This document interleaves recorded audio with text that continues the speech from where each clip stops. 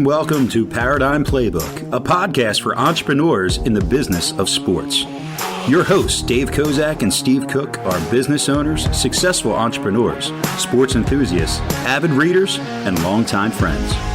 For years, they've read every business book on the market and built successful companies with what they've learned.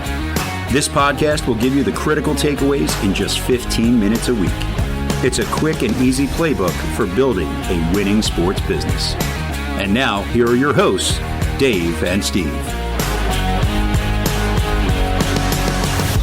Hey, everybody. Welcome back to Paradigm Playbook's podcast. I'm your host, Dave Kozak, alongside my co-host, Mr. Steve Cook. Morning, Dave. Good morning. It is a good morning. Today, we're talking about one of my favorite subjects, which is habits, and particularly, Steve, atomic habits.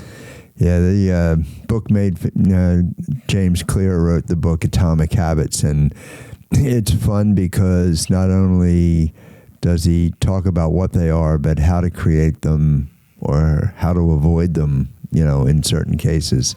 So I think maybe if we start with, the creation, the process that James Clear talks about is kind of a 4-step process, starting with recognition. You see something, somebody else doing something. 2, then the second step is a little bit of envy. You'd like to be able to do that. You'd like to have that habit. The 3rd is to try it, and then the 4th is to own it. And so if you go through that process, and I think to me the important part, and maybe I never recognized this before, was the envy portion of it. Whereas, you actually have to want it. It's like you can't create a habit and hate it the whole time. You can't say, I'm not going to eat sugar, but then hate yourself for that all. You have to get to the point where you envy the people that can do that. Yeah, I think that desire component to have what you don't have or to have what somebody else does have is an incredibly powerful piece to the, and not all habits are hard, right? But I think the hard habits are the ones where you really have to have that envy component to it because, there are certain habits that are easy to create, but the ones that require tremendous discipline and mental fortitude are the ones where you really have to want it more than anything else to create it. Yeah, so to be clear, we're talking about the habits that you want and that you're creating for yourself or for your team, not the habits that are being put upon you or created from an outside. So, check-in email is a habit, and we can debate whether that's good or bad. Picking up your phone every time it goes ding is a habit that is probably not good. Checking Facebook is a habit that's, creating major problems in the youth of America right now. So, yeah, habits are definitely on both sides, good and bad. Yeah, and obviously what we all strive to do is create the good habits and try and eliminate the bad ones as much as possible. What do you think, Steve, is the most important piece of, or maybe most important piece of creating a good habit, or maybe the hardest part of creating a good habit? Well, I think it's the same. I think the best and the worst of it is repetition and making it a repetition. So, you repeat something until... So in the book, The Power of Habits, I think it's Duhigg, the author of that. I'm not sure I'm getting the name right. But he talks about the purpose of a habit is to disengage the brain, is to get it to where you're not thinking. So things that happen. So we all have habits. It's like I do this every morning. I leave the house. It's early in the morning. And then I get 2 blocks away and I think, did I close the garage door? So I always go back and check, and I always did it because it's a habit. My brain was not engaged when I closed the garage door. So if there's, and that's an irrelevant thing, but if we want to get into the habit of doing good things, then we have to get it to where it happens without the brain. Yeah, and that's I think the hardest part. And I found, everybody used to tell me early in my career that it takes 21 days to create a habit. Well, why 21 days? I have no idea. Yeah, I'm not sure whether I buy it, but there is some level of repetition.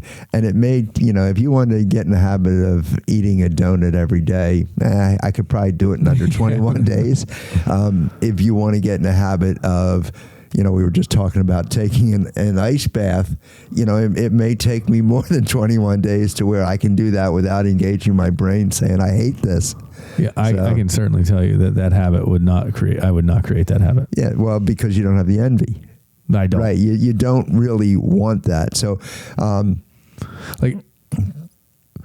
I've been really cold before, Steve. Yeah. Like uncomfortably cold before. I have no desire to go back to that level of discomfort in my life. So if you take everything, every habit there's a cue, there's a routine, and then there's a reward. Yeah. So for you to complete that routine, and the routine can change, the cue stays the same, the routine can change, but the reward has to be there. But if you can never see the reward or never feel the reward, then the cue is not going to trigger that routine in you. So, that's a good point. You're not going to do an ice bath because you don't see the reward. If somebody could sell you that reward, then you could have a cue that says, okay, every morning I get up, the alarm clock goes off. So if you talk about simple routine habits that we do, it's like everybody says, what's the first thing you do when the alarm goes off? If you always hit the snooze and you take 10 more minutes of sleep, that gets very comfortable, and that's easy to make that in a habit. Mm-hmm. If you say, and you and I are so into the relentless solution focus that when that alarm goes off, I have exactly 1 minute to have my feet on the floor. I mean, that's what goes through my head. Well, maybe that's silly, but that's just the way I look at it. And for 40 years, I've been able to get up at 4:30 in the morning and get at it, mm-hmm. whatever I'm doing. So, but I see the reward in it. Yeah. So I wanted to go back to that 21-day thing. Okay, right? Let's dig in. Your point that I think is resounding in creation of habit is some habits are very easy to create. Some are much harder. And in those harder habits, I've found personally that it takes considerably more than 21 days. And it can be a grueling process to see that result that you want, that motivates you to, make that habit. It's almost like something has to click in the brain that you want the outcome more than you dislike the work or the discipline or whatever you have to do in it. Yeah. So I think sometimes we confuse a habit to gain something as a habit to get over something. So if you're saying like, okay, I'm gonna undertake a 30-day diet and I'm going to lose 20 pounds or whatever I'm going to do in a 30-day diet, and then it's over, mm-hmm. that's not really a habit. Mm-hmm. That is, you're getting there. The reward has to be a positive reward that you get at the end of this process. And so, fitness is, it's one of my habits. I go to the gym every day I can. Every day I'm home. But it's not like I think, okay, and when I finally get in shape, I'm going to stop that. No, I'm not going to. You talk to runners. There's a habit that runners get into, and they actually have negative, responses by their body when they don't run. Mm-hmm. And so those habits are real. But I don't think we're talking about habits that you want to get over. Yeah, like it's not an end game. No, it's as Simon Sinek would say, it's an infinite game, and mm-hmm. it's one that has no beginning, no end, and that's being in a habit of reading. Yep. That's something that you and I have in common. We got a habit, and as it becomes addictive, and you want to do more of it. So, you find times. I find I get to a meeting early. I'm sitting in my car. I have a book with me. That's a cue. I get the enjoyment of reading 3 pages before I go into that meeting. Yeah. I think there's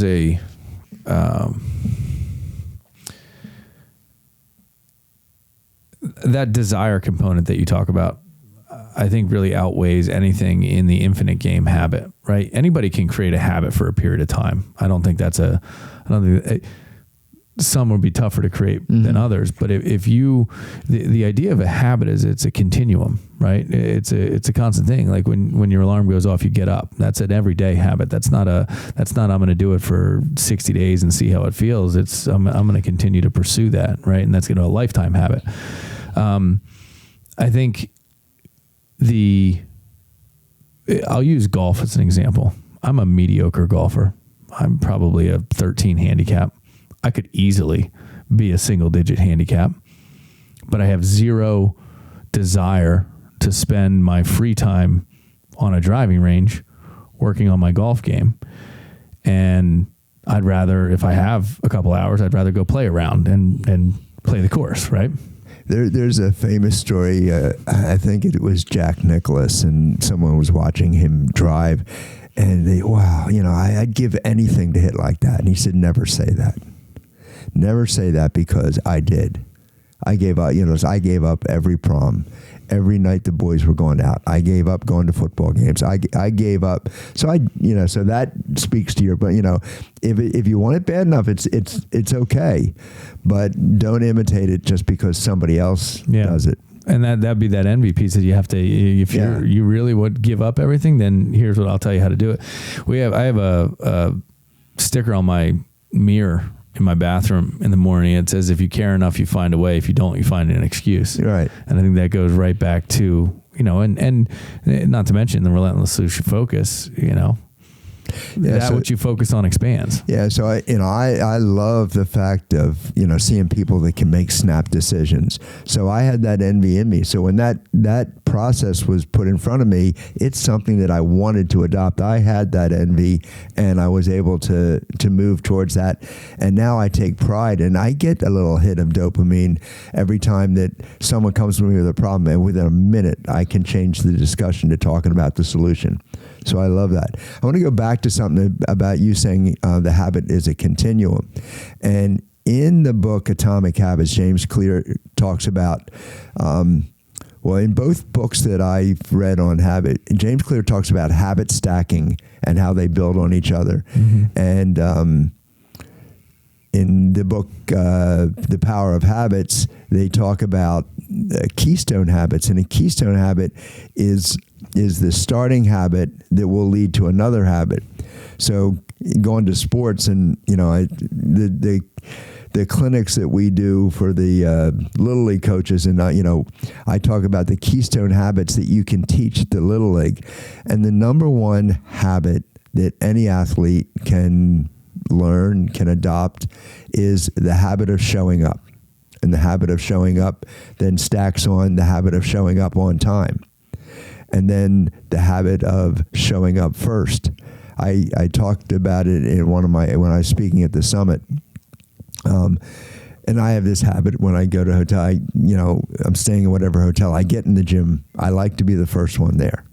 And there was two people in the audience that I was speaking to that I know were in the gym before me.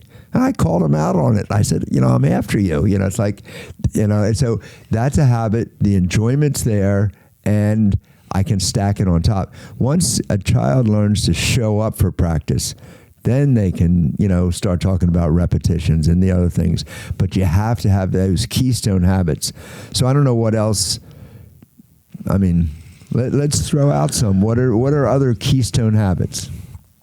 And I think being prepared is a habit. Absolutely, yeah. And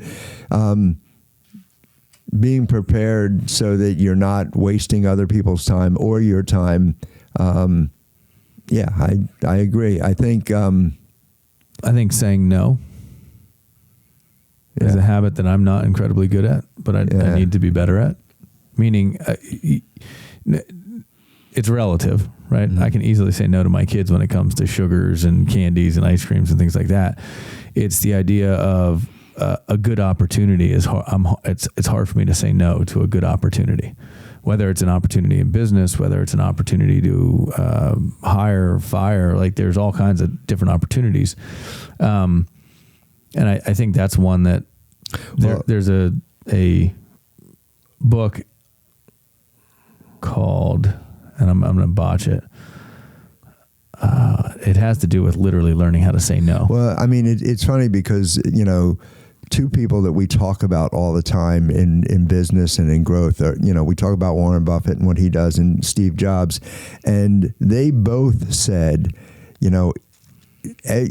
all their success is related to everything that they said no to. And, Warren Buffett says he doesn't invest in a lot of companies. In fact, probably 90% of things that are put in front of him, he says no to.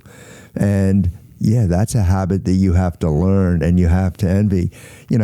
Steve Jobs, when he went back to Apple, the big thing is he said he went around and say, this project, stop it. This one, stop. We're doing this. We're going to create the iPod and that's it.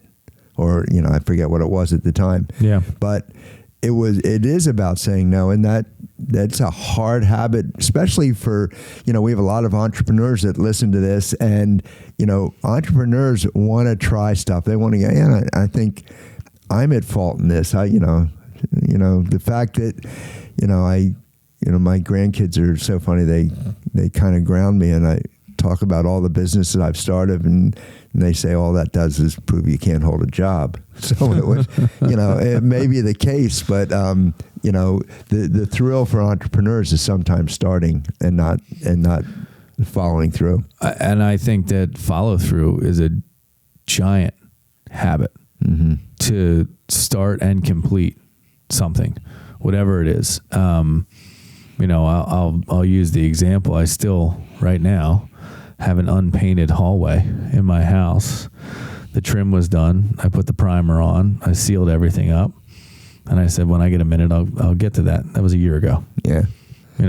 And is it really, it's probably a 12 by 4 foot hallway.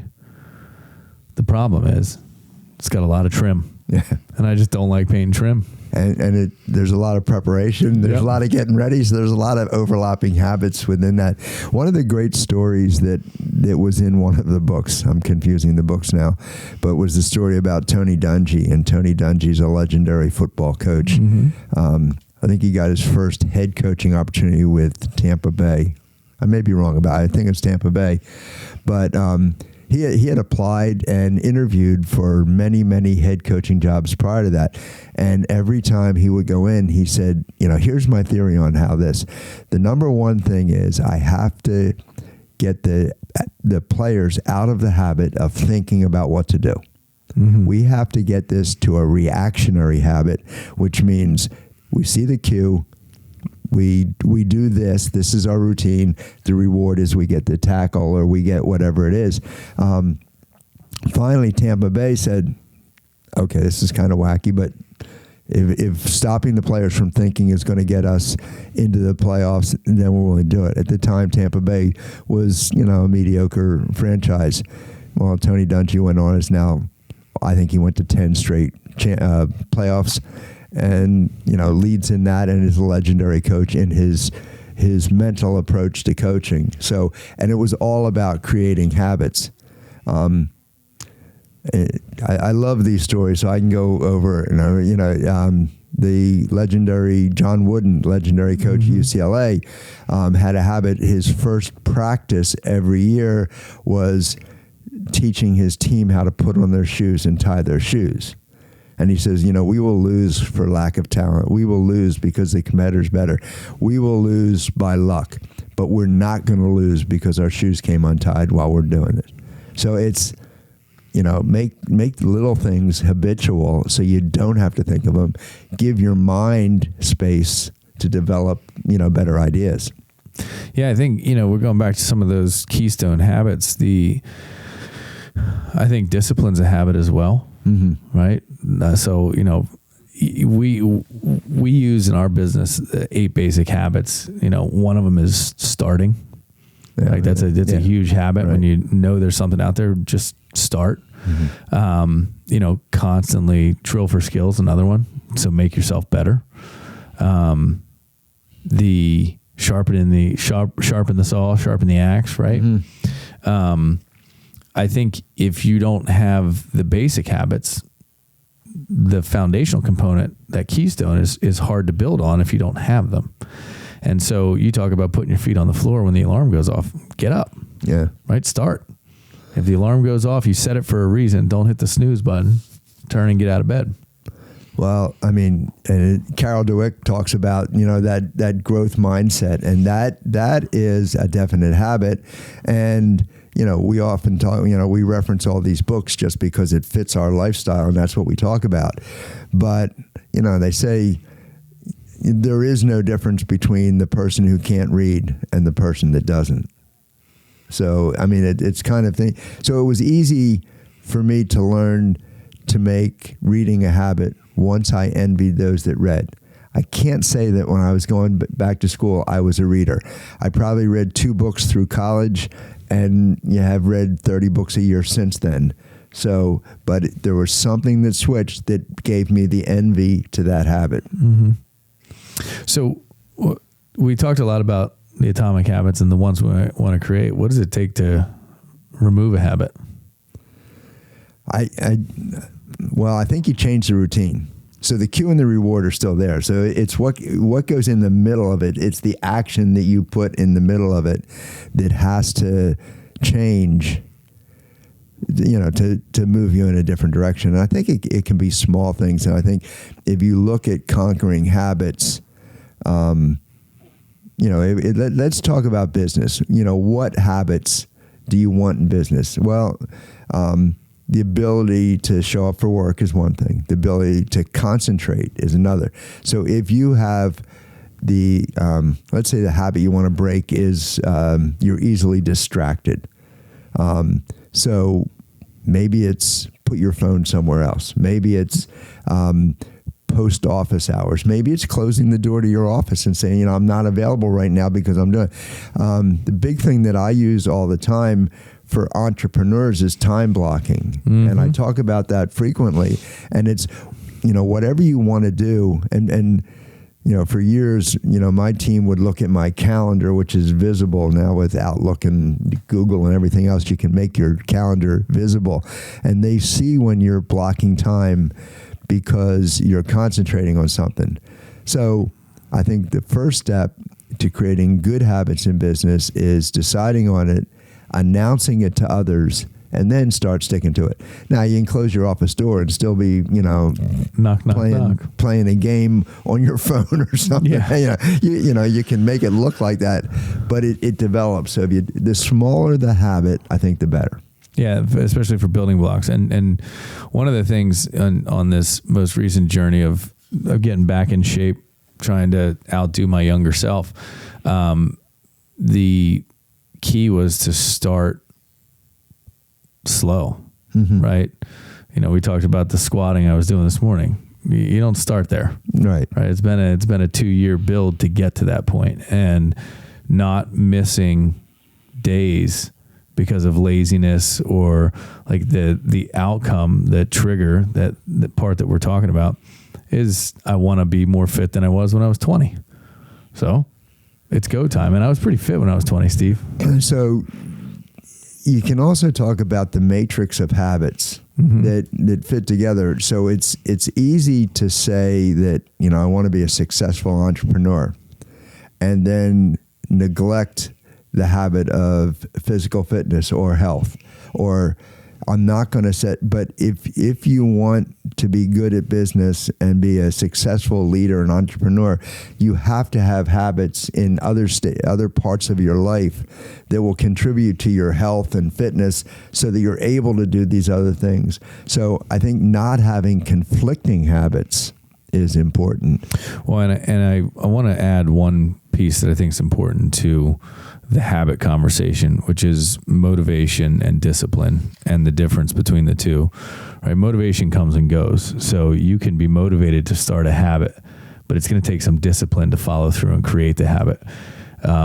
If you if you don't allow the motivation, because motivation will wane, right? Mm-hmm. Like I'm motivated to work out and I want to look good, and then all of a sudden it's tough getting up and it's tough doing the exercises. That's where you have to let the discipline take over to create the habit. So I think there's a big correlation between habit creation and discipline.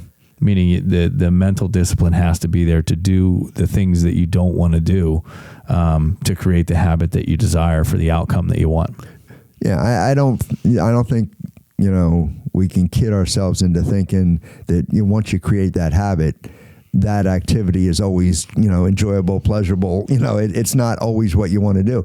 It's like I don't want to get up at 4:30 every morning, but I do it because it's my habit and it's what I do. And it works out for me. I love, I tell everybody, I don't know why you do that or how you do it. I just think having a head start on the world is a huge advantage to me.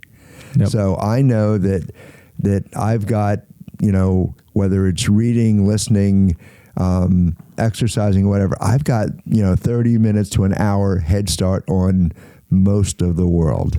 So to me, it's worth it. You got an hour and a half on me, bud.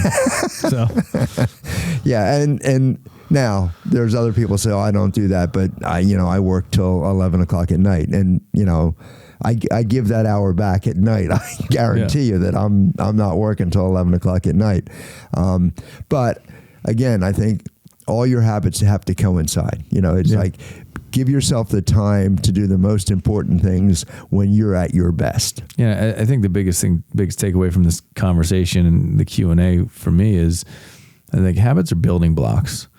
So build the foundation or those keystone habits well, and you can continue to add on. If you don't build those foundational ones well, the discipline, the start time, the doing what it takes, I think it's very hard to just arbitrarily pick some habit out of the sky and say, this is, I'm going to do this, right? Yeah, I think when we discussed making habits the topic for today, I thought that we would get into more of the habits that are needed for an entrepreneur. So maybe in a follow-up podcast, we can, dig into those building blocks that you're talking about and say, okay, these are habits that you need to create that you're probably not doing. So, maybe you're good at marketing or you're good at innovation, but you're not good at checking your KPIs or checking, the metrics of your business. And so how you have to build in, especially in an entrepreneurial world where so often you're wearing so many different hats, that I think we have to build in, okay, these are the key building blocks. And this obviously digs into a couple of those other books that, that we've talked about all the time. Yeah, no, for sure. I agree with you. All right, everybody, that's our time for today. This has been Paradigm Playbook's podcast. Make it a great day.